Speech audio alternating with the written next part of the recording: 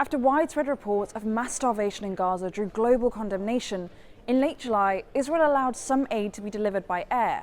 But BBC Verify analysis reveals these drops have fallen into Israeli-designated dangerous combat zones, and even when they're in areas deemed safe, they can be deadly. As part of the aid deliveries, Israel announced daily pauses in military operations in other areas. Video footage shows several boxes of aid being dropped from planes and crowds of Palestinians rushing to get to the aid first. But BBC Verify found 10 separate occasions where aid was dropped into danger zones. Those areas are in red and are where the Israeli military has explicitly warned people not to enter, saying it would put their lives at risk.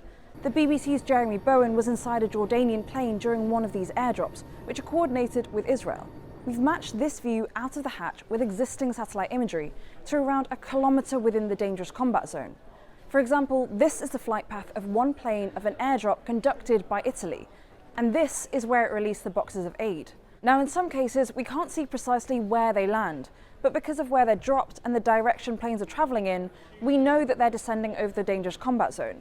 The International Committee of the Red Cross told us airdrops are inefficient, unsustainable, and can only supply limited quantities of items in a way that often doesn't reach the most vulnerable people. The Israeli military previously said it had no comment on this matter. And even when aid does fall into areas deemed safe by the Israeli military, BBC Verify found that they've been lethal. This video shows the moment an aid box falls on top of a boy, crushing him to death. We've paused the footage before it occurred.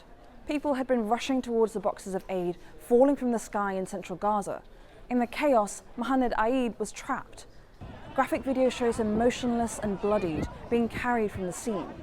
Just a day earlier, verified video emerged showing a roof collapsing in Gaza City, with Palestinians on and under it as they tried to retrieve aid from an airdrop which had snagged on a building. More than 100 human rights organisations have called on Israel to stop the weaponisation of aid into Gaza as starvation deepens.